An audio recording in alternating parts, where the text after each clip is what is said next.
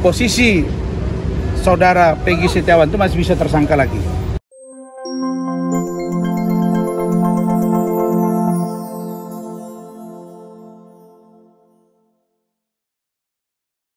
Apa poin-poin yang menjadi fokus kami terhadap putusan pra-peradilan?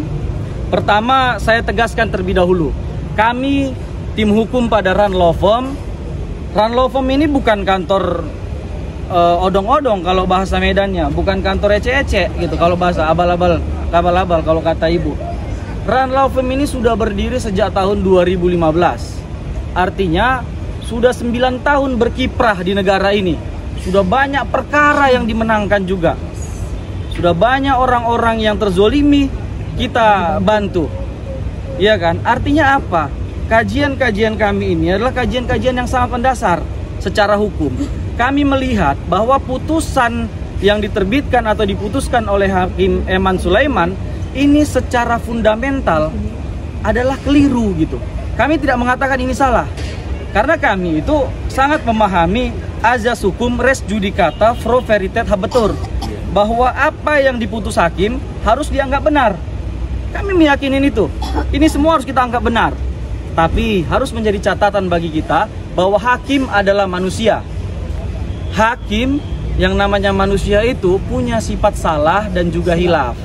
Makanya dalam hari ini kami mengajukan permohonan ataupun aduan ini agar Yang Mulia Hakim Agung dapat memberikan petunjuk terhadap putusan pra-peradilan yang menyimpang secara fundamental.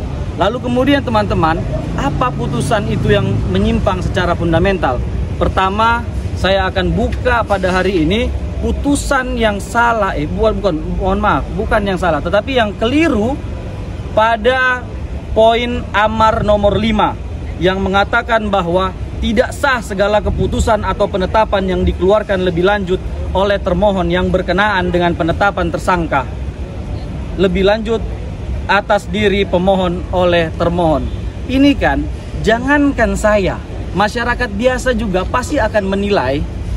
Atau jangan masyarakat biasa, ada Bung Reja Indragiri yang dalam suatu podcast menyatakan bahwa putusan ini adalah putusan yang visioner. Bagaimana mungkin hakim bisa memutuskan begini, kan begitu? Bagaimana mungkin hakim bisa memerintahkan di masa depan? Jadi keputusan-keputusan penyidik atau Polri di masa depan itu harus dibatalkan terhadap putusan ini. Nah, inilah hal yang keliru. Kemudian poin ini sangat bertentangan dengan pasal 2 ayat 3 Peraturan Mahkamah Agung nomor 4 tahun 2016. Saya bacakan poinnya adalah putusan pra-peradilan yang mengabulkan permohonan tentang kewenangan penyidik untuk menetapkan terhadap sah atau tidaknya tersangka tidak membatalkan kewenangan penyidik untuk menetapkan yang bersangkutan sebagai tersangka lagi setelah memenuhi paling sedikit 2 alat bukti baru yang sah berbeda dengan alat bukti yang sebelumnya. Ini kan jelas teman-teman bahwa putusan ini menyebabkan kegaduhan di dalam masyarakat gitu.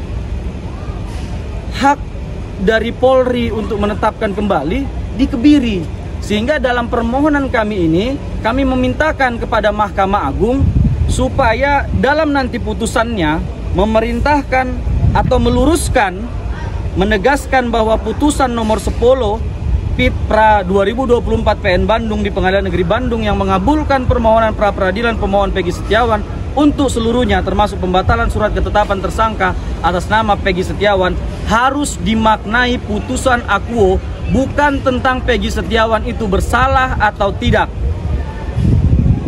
atau Peggy Setiawan itu pelaku atau bukan pelaku. Dan amar putusan nomor 5 tidak dimaknai pada batasan kewenangan penyidik untuk menetapkan yang bersangkutan sebagai tersangka lagi setelah memenuhi paling sedikit 2 alat bukti yang sah. Jadi poinnya itu, kewenangan polisi tidak boleh diambil. Itu yang paling utama dalam aduan kami ini. Lagi diulas Pak atau sampai situ aja? Cukup aja. Baik, teman-teman, itu aja.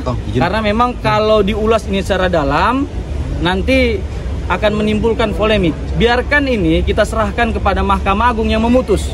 Artinya kami dari tim Run Law Firm siap dipanggil oleh Mahkamah Agung untuk menyerahkan bukti-bukti ataupun dokumen-dokumen pendukung terhadap perkara ini. Saya pikir itu, Bang. Baik, izin Bang, berarti ada kemungkinan Peggy Setiawan ini bisa jadi ditahan lagi? Secara hukum kemungkinan itu sangat terbuka.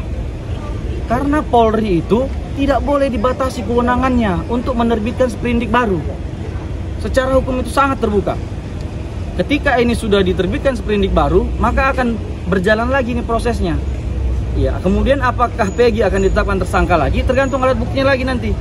Nah, ketika dia sudah ditetapkan tersangka, maka Peggy Setiawan harus ditahan. Karena pasal yang dituduhkan tidak main-main. Pasal pembunuhan dengan ancaman seumur hidup, kan begitu. Hukuman mati. Bahkan hukuman mati. Itu benar. Itu sudah diatur. Makanya kita uji putusan hakim itu di Perma nomor 4 2016. Di situ disebut bisa ditersangkakan lagi. Tuh, yang kedua, hakim juga, Mahkamah Agung juga berhak untuk menegur, memberi petunjuk, ya kan? Ya.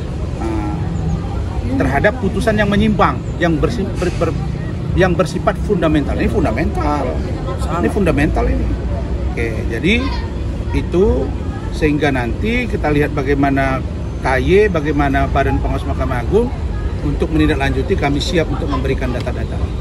Hotman kemarin sependapat dengan pikiran saya lihat. Saya orang yang pertama menyampaikan bahwa posisi saudara Peggy Setiawan itu masih bisa tersangka lagi. Itu pendapat saya di awal minggu lalu itu. Nah, saya lihat beberapa hari yang lalu Hotman juga menyampaikan bahwa bisa saja tersangka untuk sementara waktu. Artinya dia baca Perma. Ya kita sependapat dengan itu gitu ya.